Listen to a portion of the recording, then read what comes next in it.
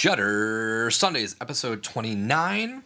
This week, kind of a brand new movie. Yep. It just dropped on Shudder. This week, we are going to be talking about Shadow of God. How many exorcists have we now lost? The last 24 hours have been strange. I thought I saw my father. Yes, we saw him die. I know. Resurrection's mine. Your jurisdiction. Dad? Now, this is that supernatural exorcism, very religious-heavy style horror movie. It did release on Shudder on the 11th of April, so just a couple days ago, and this was directed by Michael Peterson, who I'm not familiar with his work. I think Knuckleball was his highest thing that he had on IMDb, but nothing that I had seen. And he's from Canada, so Canadian actor, which kind of comes into play in the story a little bit. Yep. This is starring Mark O'Brien as Mason Harper, who was in Ready or Not and Arrival. Huh. Knew he looked a little familiar from Arrival. Ready or Not, I don't really particularly remember him in. Yeah. Jacqueline Byers as Tanis Green, who was in Pray for the Devil. Sean Johnston as Angus Harper. And you had Adrian Ho as Bo, who was actually the voice of Nightcrawler in X-Men 97. Interesting. And he also did voice work for Assassin's Creed 3.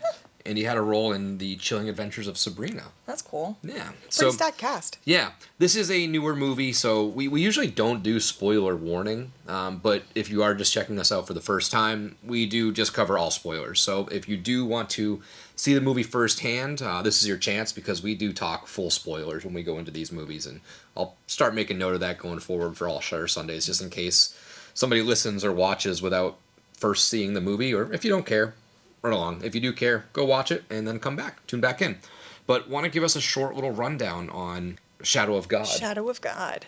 Well-renowned priest Father Mason is known for his elite work in exorcisms. When he tried to rid his father of the evil demon inside him, he comes to realize that it may be something more powerful than he could have ever imagined. Something very interesting happened when we watched this movie the other night. So, Shudder skull rating. Do you remember what the Shudder skull rating is? Yes. Okay. When we first watched it, it was Yeah. a 3. As soon as it finished, it went back to the home screen and it was a 4 out of 5. It was. So it updated while I was watching it last night. There is no Rotten Tomatoes scores. It's still pretty new. Yeah. But there is an IMDb score. IMDb does it on a scale of 0 through 10 with decimals. Do you want to take a stab at what you think this landed on IMDb? I think I may have saw it, but was it like a 4.5 or something? 4.2. 4.2, okay. Yeah. So let's get into this movie a little bit. Notes that I had taken during this and watching it after. So it's very tough to do an exorcism movie because it has been done a bunch of times, but I feel like this is a weird category where you come out with The Exorcist in 1973 and you can only go downhill from there. Right. I mean, The Exorcism of Emily Rose was pretty good, but other than that, it's very tough to do, and you can't change too much. Like a slasher, you can change the setting, the character, the premise. There's a lot you can change. It's still a slasher at heart, but with an exorcism movie, you can really only do so much. It's going to be the same basis every time. And it's white noise. So I don't watch a lot of exorcism movies. I feel like every time I do, I'm kind of just like not satisfied with it. Either that or I feel like we go back to a lot of the ones we've already seen. Yeah, like anything like Exorcist and Exorcist 3 are like all-timers for me. But I think I saw like the Pope's Exorcist with like Russell Crowe or something like that recently, and it's just the same Couldn't really story. get into it. So this movie definitely tried something different, which was interesting, but we'll get to that once we get to our categories and stuff like that. There was this weird like glitchy demon effect that didn't really work for me. It was like it sort of just made the person's fuzzy. It didn't work for me. It looked cheap. It did. Yeah, For what didn't seem like a cheap movie. No, everything was shot really well. Practical effects were good. It was shot well. Pretty good. And it was off-putting because it was so out of place. It didn't come across as like a main release movie, and maybe that's why it's I don't know if it's a Shudder exclusive, but I don't think it's not in theaters. Yeah. So that kind of just threw me off a little bit. I did mention earlier we'd circle back to it, but this takes place in Alberta, Canada, which I believe is where the director Michael Peterson is from. So a little homage to his hometown, I guess, or county. I forget how Canada's broken out. Provinces. I don't. Sorry, Todd. But that made sense. Mason drank like an entire bottle of liquor and was woken up and, oh, looks like I missed a good party last night. He looked pretty good for pounding a whole bottle. He did. I'd be like throwing up and like, what the fuck's happening? What's going on? He was just like right into conversation, didn't look disheveled. You probably could have played that a little bit differently because I don't know. I know how I am if I'm like that hungover and it's not coherent conversation time. His character seemed very, very mellow to begin with, though. Yes. Yeah. And you, during your intro, you mentioned that he was this like world-renowned... Well-renowned. Exorcist. I almost said executioner. Exorcist. It just... I didn't get that. Like, I feel like they didn't state how high up he was. Yeah. So I was like, oh, it's just another part of the clergy. Like, I don't know if he's like the top-notch guy that you call. And if he was supposed to be, should have probably prefaced that or built that in a little bit, saying he was, a higher ranking official or something along those lines, because it came across I was like, I don't know where he stands. I think they only insinuated it because he had been doing these exorcisms and all these other priests were dying. Yeah, everyone. And I guess everyone thought he was doing it correctly because he hadn't died yet or whatever. Yeah. So Yeah. he was the guy to call. So, yeah, Angus is his father, and he just shows up alive. And so I guess a cop found him walking around, and he brought him. He's like, oh, I heard you were in town. He's like, what? He's like, yeah, your dad told me. And I was like, okay. And he's like, how does this happen? I don't know what's going on. And the cop's like, I don't know the protocol. Uncuffs him. Here you go. Here he is. And like, there wasn't really... Hopefully your dad. Yeah, it wasn't... there was conversation that there was like, how is this possible? He looks just like him. So you can insinuate from that he had passed and somehow miraculously showed up. But we don't hear the backstory. We don't know where he appeared, how he appeared, which is fine, I guess. It leaves a little bit of mystery. But I thought the interaction with the cop was just... like, he seemed pretty casual for finding a supposed dead person. I figure resurrection's more your jurisdiction. Dad? Yeah. Being like, oh, well, here's your dad. It's your problem now. See ya. And he just left. It's like, it's not... Yeah. There's got to be some steps. There's got to be some sort of procedure.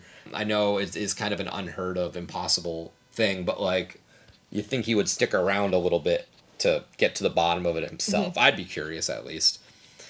There was this weird spirit vision camera that was like swooping through the house, and he's like, and Angus made point of it. He's like, if they find us, we're all dead. And Reminded me of Evil Dead, like those kind of shots. it did, and I get that they were like trying to get this to stand out and be different, but again, this was another little cheap effect that felt misplaced.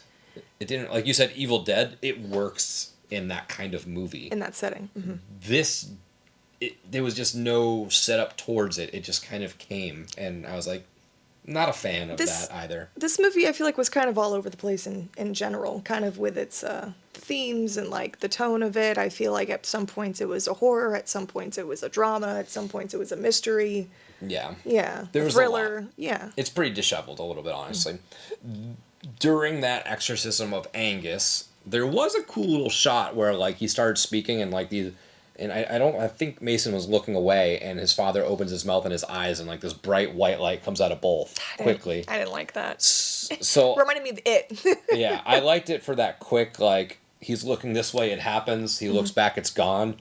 I liked that, but then during the exorcism, it continued, and he was just talking with that happening. That I like because I like those kind of cut shots where it shows it 1 second, then it's gone the next. Yes. But I feel like it kind of goes back to with what you were saying with those kind of like cheap effects. It kind of just really ruined it for me because it was a good idea. I liked it because I guess I forgot what happened. His dad got like busted in the head or something happened, and that's how the light came through at first. Well, Mason just put his hand on him. Oh, that's what it was. And it like created this crack, I guess.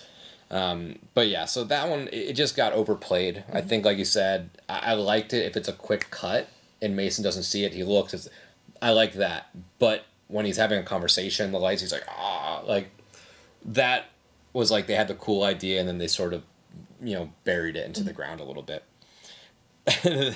This movie almost had a very superhero-esque suit-up scene where Mason is putting his vestment on, and it was just like close-up of the collar, close-up of the cross, and it was like, is this Iron Man? Like, is Iron Man getting his suit ready? I'm surprised you thought it was this cheesy, because I didn't really get that feeling from that scene. When he was like getting ready for the final, it was like, it's like the close up of him putting his collar. it was like Deadpool in the new Deadpool Wolverine when he's like getting fixed with his new suit. I was just expecting someone to like come slap his ass. Like I was like superhero moment. Mm-hmm. He's getting his suit. This like is cool. I said, a lot of different themes. So. Yep. The part where he came out of a cross, it was sort of dream sequence, I guess, but he came out of a upside down black cross with a white background, and he kind of crawled his way out. He's like like murky and black goo on him. And then when he gets up, I really did like this part. His vestment was completely flipped. So instead of the black outfit with the white collar that the priests wear, he had a white outfit with a black collar. I did like that. I really liked this scene a lot. I had that written down, him crawling out of the cross, too. I thought it was really cool. It was cool. Again, like a lot of stuff in this movie, it did just seem out of place for the movie. A very liminal scene for, like, a not very liminal movie. Yeah, I feel like they had good ideas, and they didn't know how to connect it all, and they just tried it anyways. So, I'll give it points for the scene, because it was pretty cool. I wish there was more of a deeper meaning or a deeper purpose of the scene, and I think it could have. We'll get to that when we get to the what would you change, but there's a lot in this movie that I do like. There is. But I just don't think it really got going.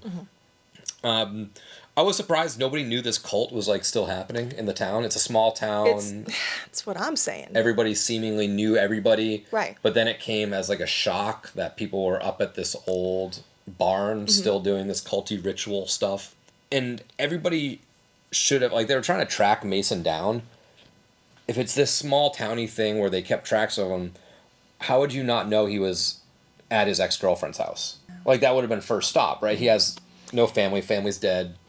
That would have been they're like, oh, he's at Tanis's house. It's like, oh, let's go get him. It's like, you didn't even check. The thing that confused me with that is, why did they like believe he was like the prophet that could like save them from the rapture when God came, that they were assuming was going to happen? Or I thought they wanted to get to his dad at first. They needed him to perform the ritual to bring God into the existence. the vessel. Oh, okay, that's what it was. So they needed, because that was the prophecy, I guess, because again, it wasn't ever fully explained. Kind of had to think a lot in this movie. You had to piece a lot together, which I don't mind sometimes.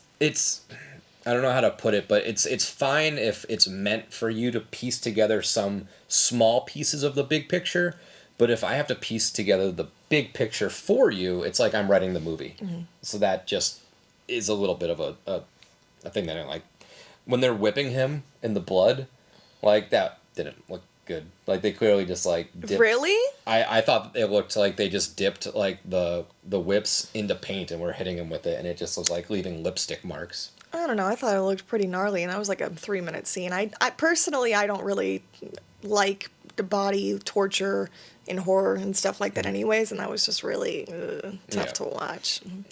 They were, like we said, Mason was kind of performing this ritual, I guess, to bring God into the mortal plane, and they have this big coffin. I thought it was a fucking mummy. It looked like it was a sarcophagus. It was. It was something like that. I was like, what mummy are they bringing back? And like the lights start coming, like, it's happening. And then there's one cult guy who's like, I want to see God first, and he runs in, looks, his head gets blown off, but it was just like, I thought that was pretty good. That was funny, but it's like, just, again, kind of an out of place moment. Like, you're in this cult, like, this is a serious moment, like, and then you have one Bobo who's like, I want to be first, I want to say hi, God, I want to say hi.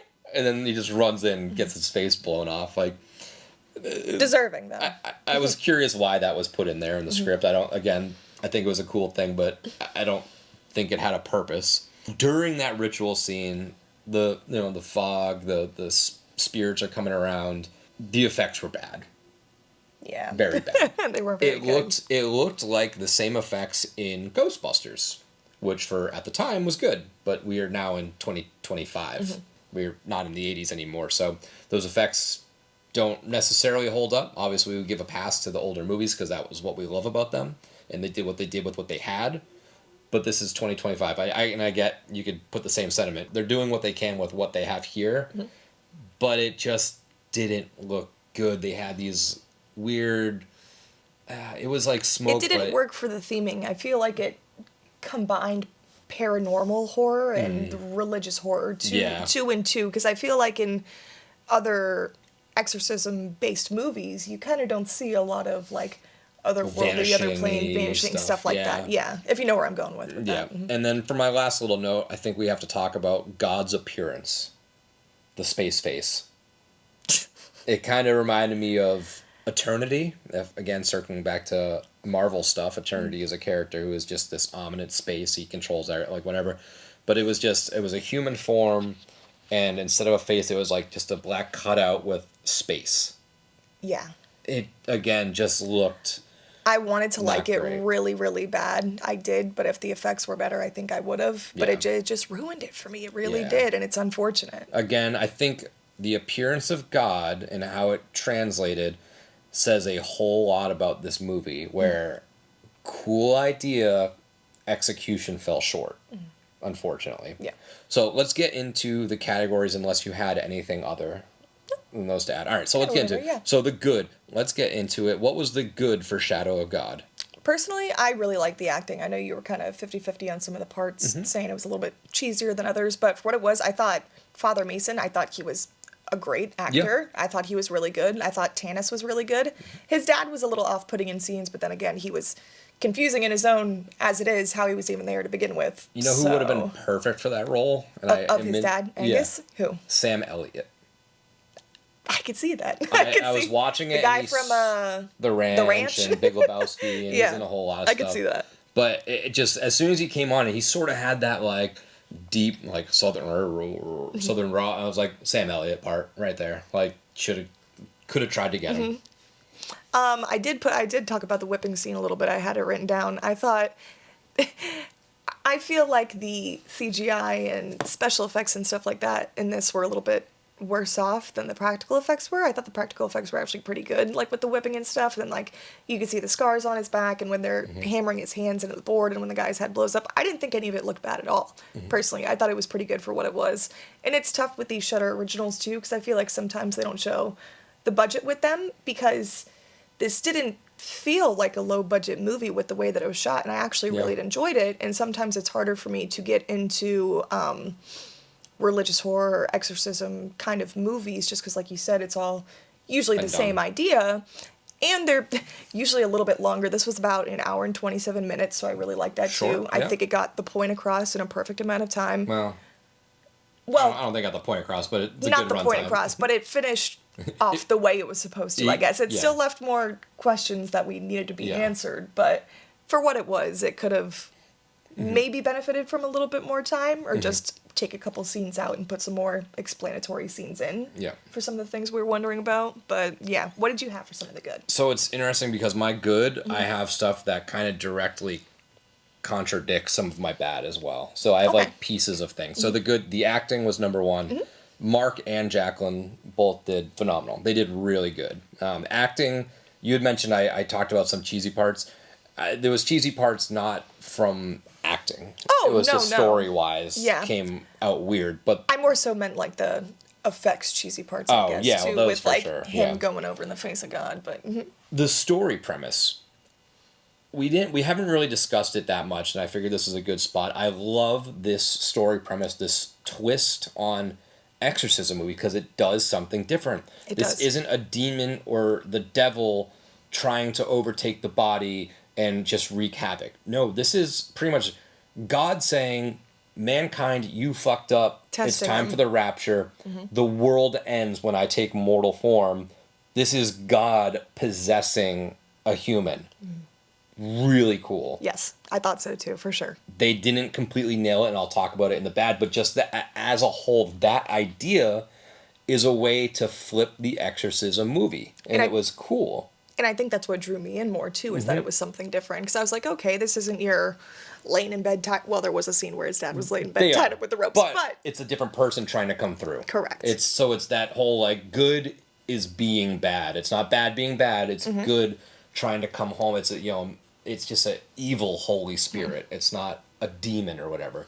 That was really cool, and I liked the setting being based in kind of this wooded area. It wasn't so like hellbilly, No. like backwoods, but it was just a wooded small town, Canada, snow time. The little house, the cabin, it looked cool. I did enjoy that. I did too. So let's get into the bad. What did you have for the bad of Shadow of God? The ending a little bit, well, it was kind of the climax to the ending, sort of confused me when God did appear, and then the first guy got his head blown up when he tried to peer into his face, but everyone else kind of like disintegrated or like blew up, so I don't know if that was He, like sucked him in. the Was that soul. God taking their souls? Maybe to like boost up or God's on charge. charging up, but that part was a little iffy for me, and again, it comes back to those effects. Yeah. It kind of just like a screensaver, those old ones back in the day where they had like the vanish, like the fade away, the fuzzy ones. Yeah. I think it kind of comes back to just the confusing aspects of the storyline and the different themes kind of colliding with each other. I feel like we would have really benefited it toward more of the beginning of the movie. We could have done out with a couple scenes and probably included how his dad died, if his dad was already dead, all that kind of stuff, instead of showing like... It's good that they showed the flashbacks of him when he was a kid getting like beaten during these rituals that his dad was teaching or whatever, but yeah, I don't know. But then it showed, we didn't bring this up actually, and I'm surprised you had mentioned it me either until now. His dad did show him at one point that there was like slits on his wrist. Yeah. And he was like, he won't let me die. So I was like, did his dad commit suicide before? And then he brought him back because that's suicide is bad in that essence. But again, not touched on really. Just a little confusing. But I honestly didn't have too much bad about it except for the little main points we were nitpicking about with the graphics and some stuff. All right, yeah. So for the bad, I had the effects. I thought the effects were just not up to par. I thought and again, here's my contradicting, I thought the acting of the supporting cast was not good.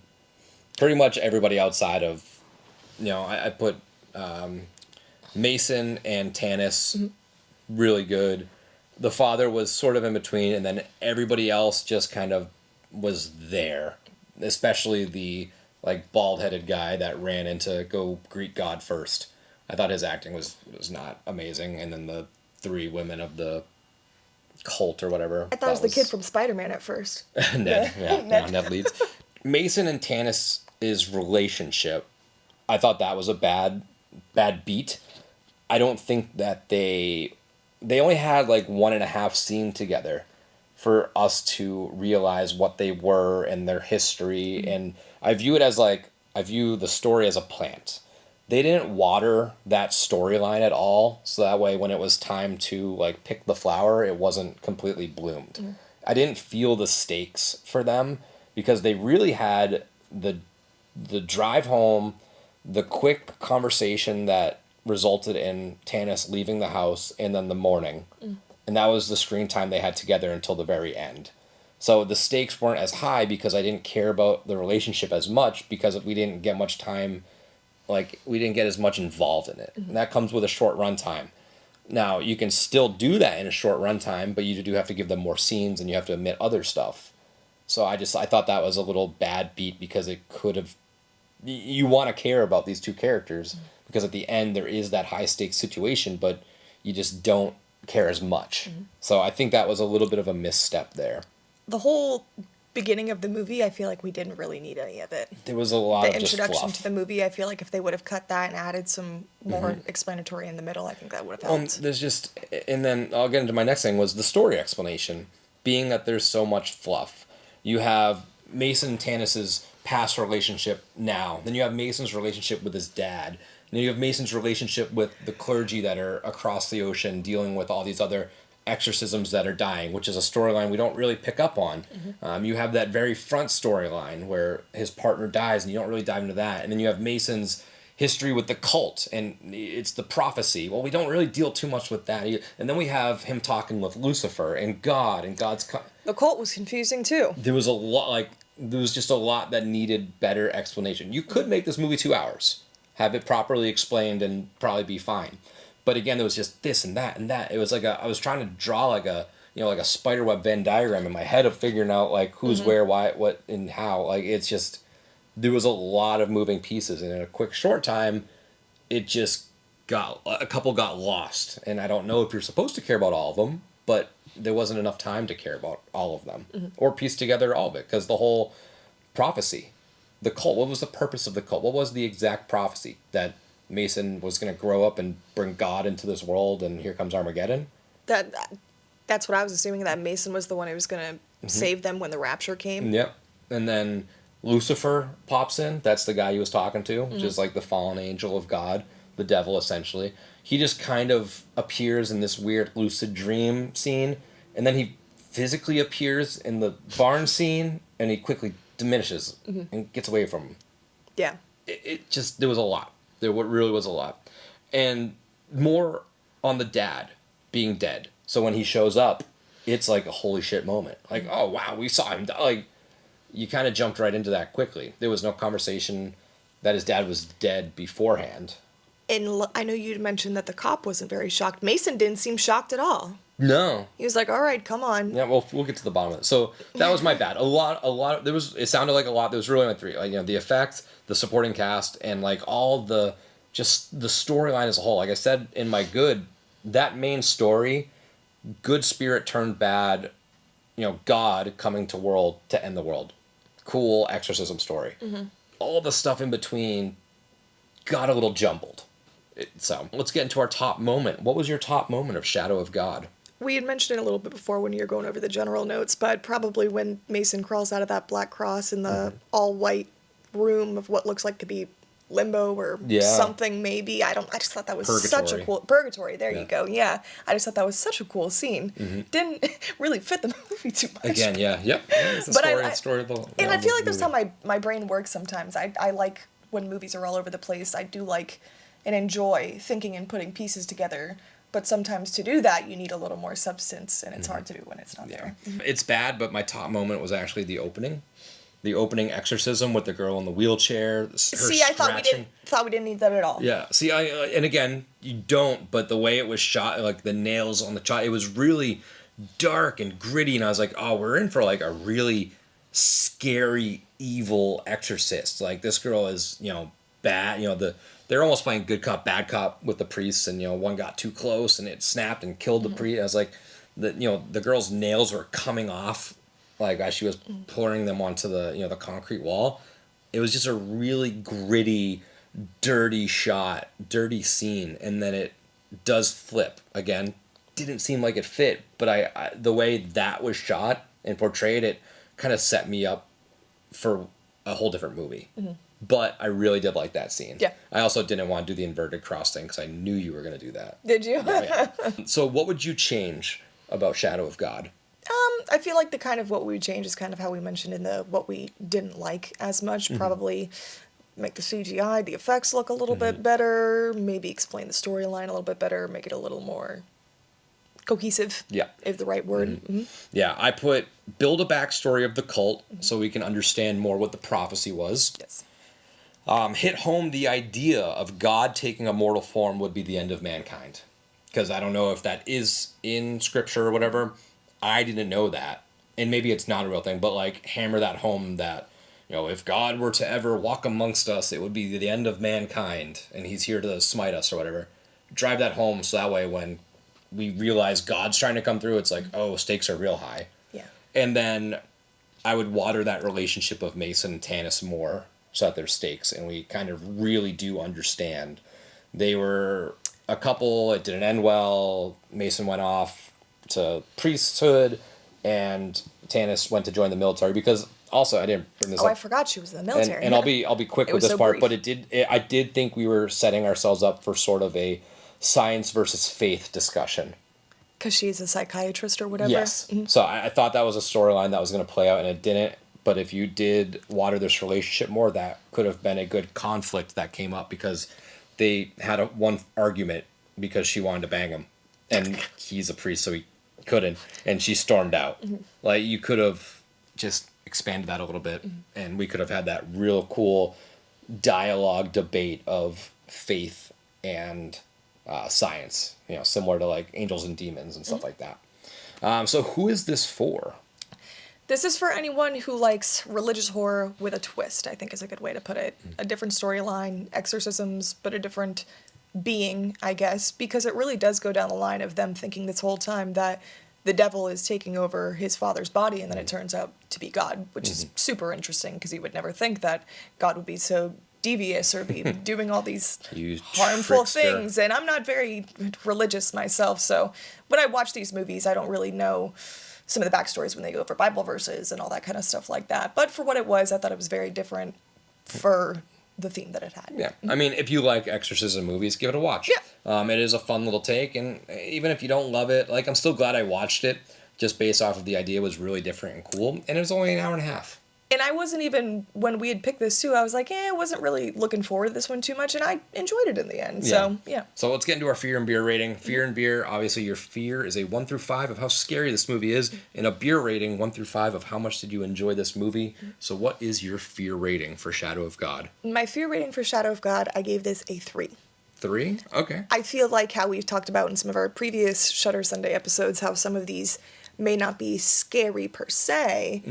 I feel like it was scary in the sense, like I'd mentioned, that kind of body torture horror for me just really makes my skin crawl when they're hammering his hands into the board and whipping him, and showing me as a kid getting whipped, and it's just, it gives me the heebie-jeebies. I gave this a 1.5. 1.5? I didn't think it was, Like you said, it wasn't scary. But you said, for the effects... Makes me feel uncomfortable. Yeah, well, you said the effects worked for you with that physical. It did, the lashing yeah. and stuff. For me, the lashing stuff didn't work for me. It looked like they dipped the ends of the whip in paint and slapped it on him, and it was just like these big streaks of red instantaneously. It's because it was like one of those like frayed whips. Yeah, so. no, I get it, but it just came out meh. So 1.5, I didn't really, that wasn't much there for me.